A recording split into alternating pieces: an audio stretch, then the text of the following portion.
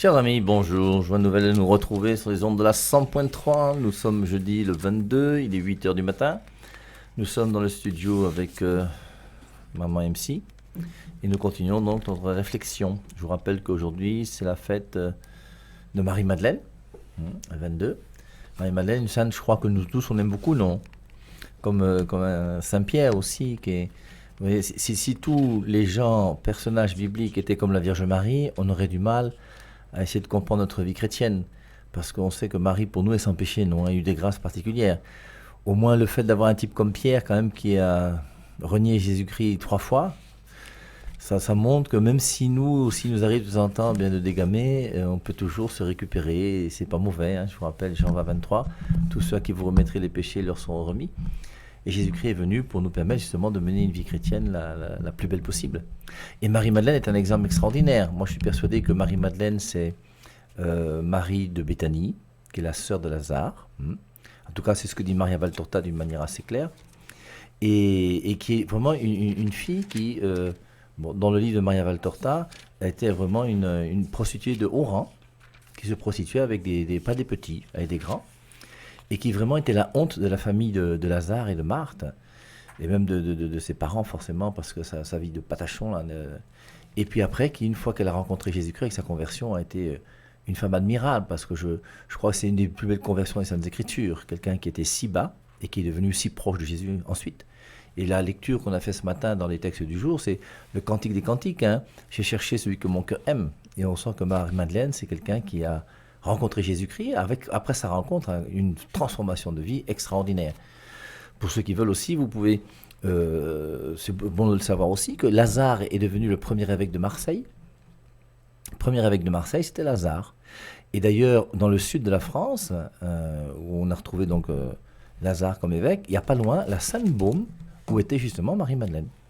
Et pas très loin non plus, il y avait Marthe de Tarascon, avec la Tarasque là, vous pourrez relire ces petits passages, et on voit comment donc la famille de Béthanie s'est retrouvée donc à la fin dans le sud de la France, du côté de Marseille, avec Lazare, Marie-Madeleine et Marthe. Sur cette introduction, maintenant que j'ai déjà beaucoup parlé, je vais laisser la parole à MC qui est là et qui continue à nous édifier. MC, on t'écoute. Bonjour à vous, chers amis auditeurs. Très contente de vous retrouver sur ces antennes de la 100.3 et pour continuer à réfléchir ensemble, n'est-ce pas, sur le passage qui nous intéresse, que je voudrais rappeler. Ne vous conformez pas au siècle présent. Au monde, c'est la même chose, mais soyez transformés par le renouvellement de l'esprit. Donc nous avons commencé par la première partie de ce passage. Ne vous conformez pas, bien sûr, nous verrons un peu comment se laisser transformer par la parole qui est vérité, la parole par laquelle nous sommes appelés à être sanctifiés selon la prière du Seigneur. Rappelez-vous, Jean 17, mon Père, sanctifie-les par la vérité.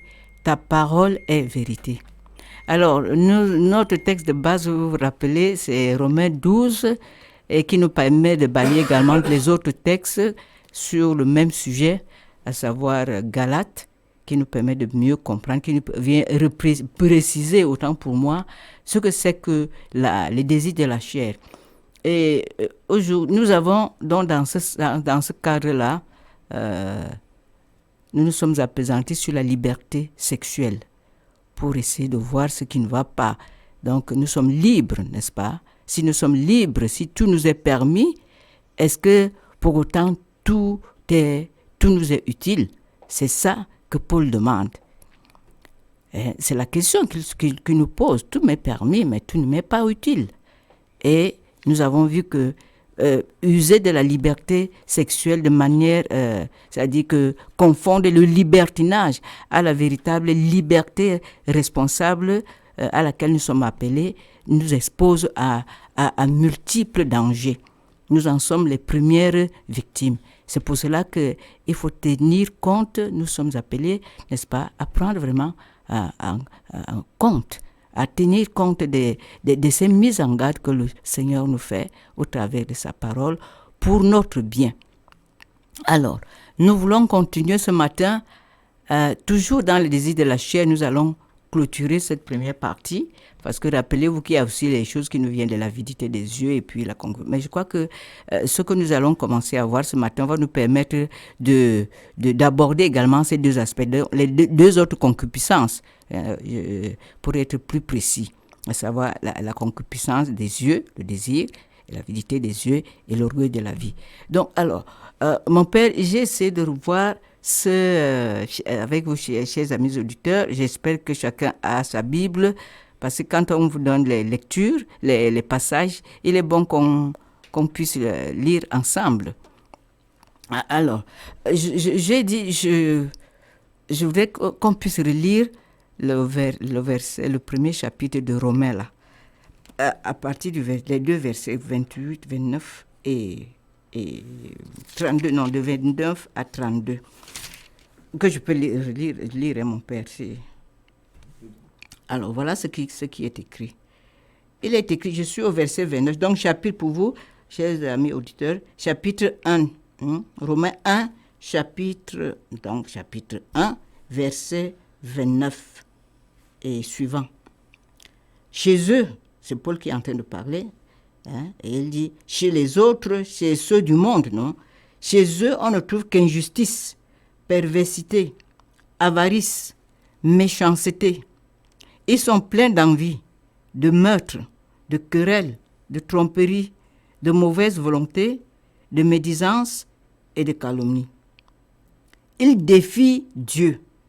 Ils sont orgueilleux, insolents, vantards, habiles pour faire le mal, insoumis à leurs parents, sans conscience, déloyaux, sans amour ni miséricorde. Ils connaissent les lois de Dieu et savent qu'en faisant tout cela, on mérite la mort, mais ils le font et ils approuvent ceux qui le font. Donc, mon père, j'ai pris ça parce que c'est à rapprocher également avec la liste que nous donne Galates, non, sur les désirs de la chair. Et je crois que dans Timothée, il va le dire d'une manière ou d'une autre. Il y a la méchanceté à la fin des temps, voilà ce qu'il y aura, la méchanceté des hommes. Donc, c'est plus ou moins la même chose. Mais ce qui m'intéresse le plus, c'est par rapport à ce que le monde nous offre aujourd'hui. Tout cela, cette liste-là nous interpelle à plus d'un titre. Ça, c'est ce qui nous vient du monde. Ça, c'est de l'autre côté qui s'oppose au monde, qui ne veut pas suivre la volonté de Dieu. Voilà cette liste-là. Et maintenant, nous, par rapport à ça, nous nous situons où? Et j'ai vu que les choses qui nous attirent le plus là, qui ont des conséquences désastreuses sur nous aujourd'hui et que le monde nous offre comme valeur, non? Comme valeur, il y a le paraître. Et parce qu'on voudrait paraître aux yeux de l'autre, parce qu'on va avoir une perception de soi, c'est-à-dire qu'on se sent arrivé,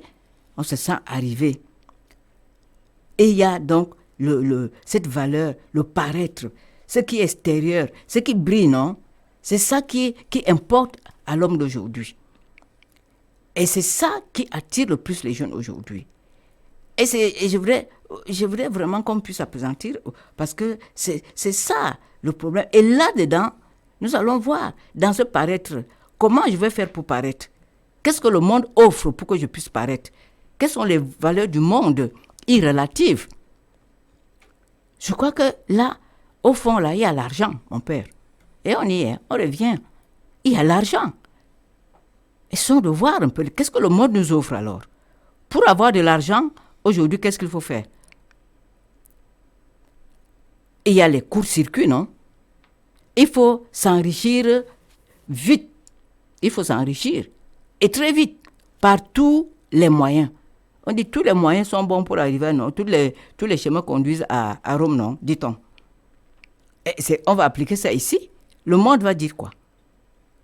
Le monde nous offre les raccourcis pour arriver à satisfaire les désirs de nos cœurs relativement à l'avoir. Au lieu de dire, bon voilà, moi, le Seigneur nous a dit, nous allons travailler à la sueur de nos fronts. La sueur de nos fronts, ça veut dire quoi? Chercher un travail légitime.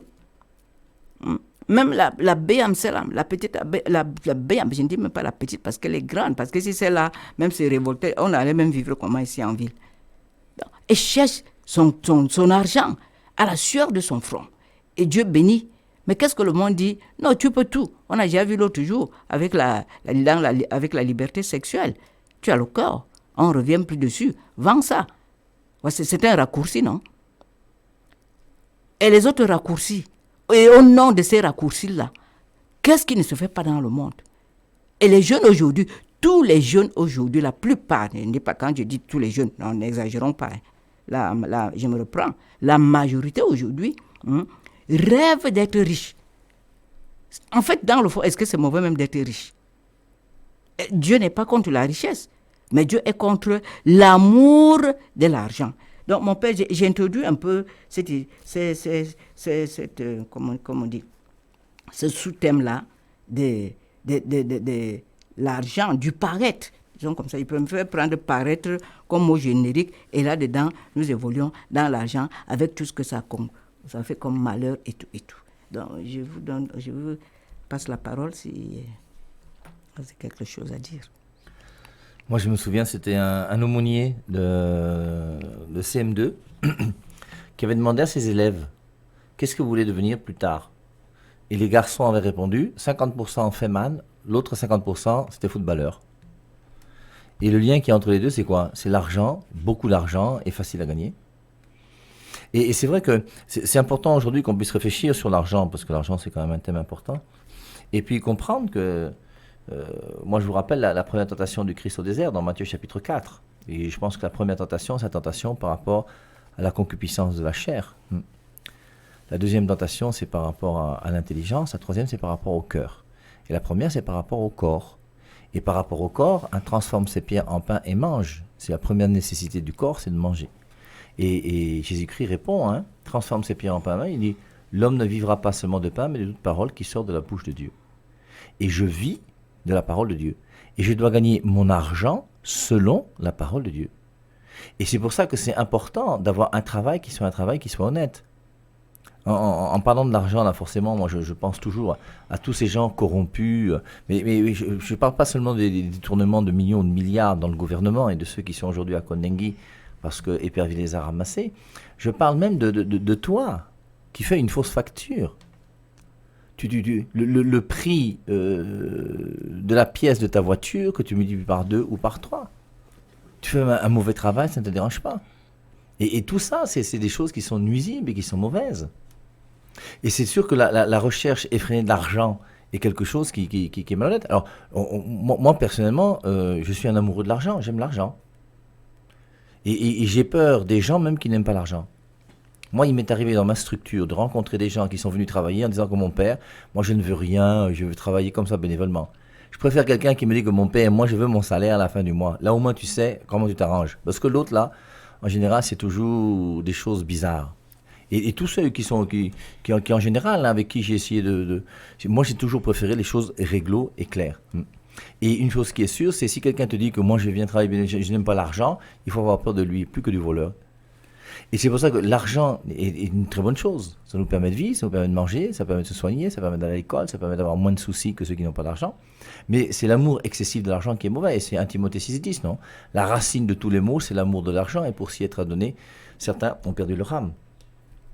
Et maintenant, je crois que le thème du paraître aussi est très important. Il faut s'aimer. Aime-toi comme tu es.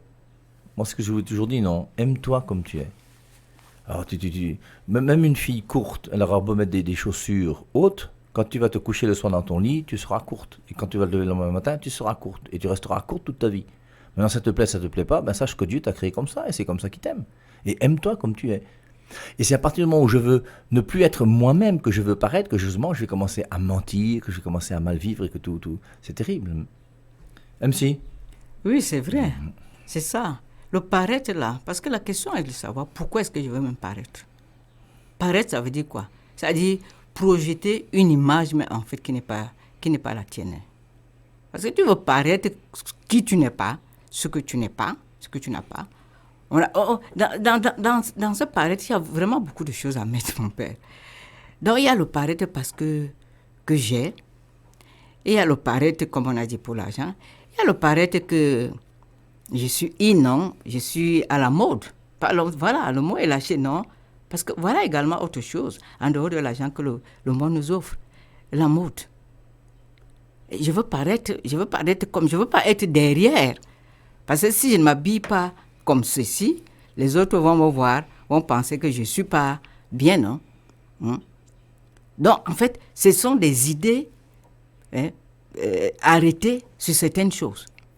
Des idées arrêtées. Parce qu'aujourd'hui, étant donné que le monde estime ceux qui sont sortis du lot, n'est-ce pas? Celui qui a les 3 V, comme on disait la dernière fois, alors, moi, je vais tout faire pour que socialement, n'est-ce pas, je paraisse aussi comme les autres, que je ne sois pas derrière les autres, que je sois bien vu des autres. En fait, le vrai problème là, c'est la perception que j'ai de moi-même. C'est même pas l'autre qui fait ton problème. C'est ce que tu penses que les autres, ce que tu as comme idée. Donc, c'est ce que j'appelle perception. Comment tu te vois, non, dans un environnement donné, non, et comment tu te vois. Donc, c'est ça qui va déterminer, c'est ta vision des choses qui va déterminer ta manière de faire, ton agir, ton être. Prenons donc la mode, et ça intéresse vraiment la femme que je suis. Parce que quand je vois aujourd'hui dehors là, comment les filles s'habillent aujourd'hui, quel est leur référent? Le référent, c'est qui? Bon, ils s'habillent comment aujourd'hui là? On avait déjà réévoqué l'autre jour les deux comment vous appelez ça? Les DVD. Hein? Parce que le référent, c'est quoi maintenant? On dit qu'il ne faut pas cacher ton corps. Voilà ce que le monde offre, non? Non, comme tu es belle là, et véritablement, mon père, il faut quand même reconnaître qu'elles sont belles. Hein? Franchement. Et c'est une bonne chose. Moi, c'est quand je vois les filles là maintenant, elles sont belles, elles sont élégantes, c'est vrai. Mais il y a quand même quelque chose qui ne va pas. L'élégance n'est pas une mauvaise chose. Tu es belle, tu mets ça en valeur, mais il y a des limites.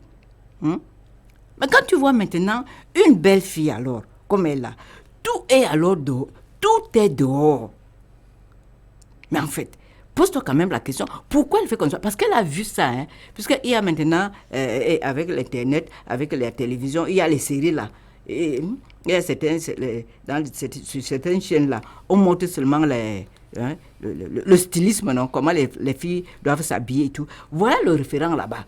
Donc ça ne vient même pas de toi, mais c'est parce que tu veux imiter l'autre, donc tu deviens une photocopie. Mon père, je pose cette question. Tu veux être une photocopie? Parce que tu es en train de photocopier, mais tu ne pourras jamais être une photocopie. Le référent, c'est ça. Bon, on va voir si les stars là, si elle a son dernier chapeau, dernier chapeau, c'est toutes les filles veulent porter le chapeau de la star là. Chacune a sa star, hein. Chacune a son modèle, hein. Chacune a son référent. Mais quand tu agis comme ça, tu ne vois pas que tu es en train de perdre même ta personnalité. Moi, je me pose la question. La dernière chaussure de la star là, il faudrait que je sois. Les séries télévisées là, nous les femmes, nous sommes dedans. Je me rappelle, j'étais encore en activité, il y avait une série télévisée là, je ne sais pas comment on appelle, c'est pas important. Mais à cette heure-là, n'essaie même pas d'aller là-bas. Toi, tu es client, tu es usager, que tu vas là-bas à l'heure de la série télévisée là. Mais on peut même te tuer. Tuer, c'est une manière de dire. On se comprend ici dans le langage camerounais. Hein? Mais à ce moment-là, c'est un moment sacré. Parce que qu'est-ce qu'on dit là-dedans? Quand tu vas même voir, ce sont même des futilités. Qu'est-ce que ça apporte? Parce que quand je vais sortir de là, si je n'ai pas vu ça, hein, et que mon amie a vu, elle va me dire que mais toi, tu as raté quelque chose l'autre jour. Il y avait quoi là-dedans? Les commentaires que nous faisons quand nous retrouvons en tant que femmes. Oh, voilà, il y a la dernière mode de ceci, la dernière chaussure de ceci. Mais franchement, des choses futiles. Qu'est-ce que ça nous donne? Voilà un peu le paraître, non? Il faut que je ne sois pas en arrière. De quoi? Par rapport à qui? Qu'est-ce que tu perds? Voilà la mode d'aujourd'hui. Et maintenant, je parlais de maquillage l'autre jour. Voilà encore des choses. C'est terrible quand même. Une fille, tu es tellement jolie, tu n'as même pas besoin de rosser, tu n'as pas besoin. Mais quel besoin y a-t-il d'aller te faire... Il faut voir, je ne sais pas comment on appelle ça. Ou c'est des masques, moi j'appelle ça masque. Parce que c'est un truc qu'on met et ils s'épilent, ils enlèvent tous les sourcils, non. Après on met le crayon. Mon père, je trouve ça affreux, franchement. L'autre jour, on a tendu le micro, non, aux hommes là, pour essayer de prendre, qu'ils disent un peu ce qu'ils en pensent. Bon, il y en a qui ont dit que bon, nous ne sommes pas du tout d'accord. Il y avait des pros, il y avait des contre. Mais je me suis intéressé aux pros. Ceux qui sont d'accord, non, qu'ils sont contents, ils sont pour eux, bon, que c'est la femme se met ainsi, c'est une manière pour elle de rehausser sa beauté. Mais il y a quand même des limites. Jusqu'où? Tu n'es plus, quand toi-même tu te mets devant le miroir le matin, le miroir te renvoie ton visage là, farci comme ça là, et méconnaissable. Et tu sors, tu dis que tu es contente. Je sais pas, ça dit que si tu dis que ça là ça va, ça veut dire qu'il y a quelque chose, quelque part il y a quelque chose qui ne va pas. Parce que tu ne peux pas être déformé comme ça. Et comment moi je me dis, si tu es une femme mariée et que tu as fini dans le dos, tu te démaquilles, non, tu te retrouves comme ça, sans sourcils et tout ça. Et ton mari même te voit comment, non. Les maris vont vivre aussi des choses à la maison avec nous les femmes. Nous exagérons quand même un peu. Et avec ça, l'amour de l'argent. Évidemment, si tu veux être à la dernière mode, hein, si tu n'as pas d'argent, tu vas vendre ton corps. Donc, ce que je disais l'autre jour, les vases communicants, autant pour moi les vases communicants. Si tu n'as pas d'argent et que tu veux être à la dernière mode, la dernière chaussure, dernière je ne sais pas quoi, mais qu'est-ce que tu vas trouver des raccourcis. Et pour les jeunes gens, ça sera quoi? Il va aller jouer à la loterie. Je ne suis pas forcément contre la loterie, mais quand tu commences, tu ne réalises pas toujours les sommes importantes que tu mets dans cette affaire. Les jeux de hasard. C'est ça que j'appelle les courses circuits, non? Parce qu'il faudrait avoir rapidement l'argent, hein, et pour satisfaire les désirs de la chair, les désirs de ton cœur.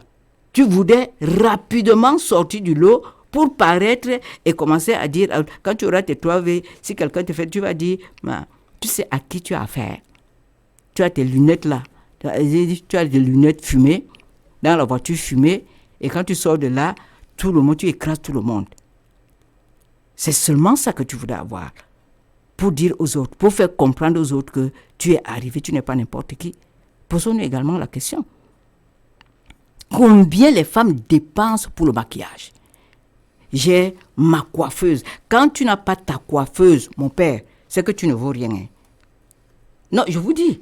C'est-à-dire, quand une fille te dit maintenant, je vais chez ma coiffeuse, le ton avec lequel elle te dit non, c'est pour te faire comprendre que je suis arrivé à un niveau où toi tu n'es pas.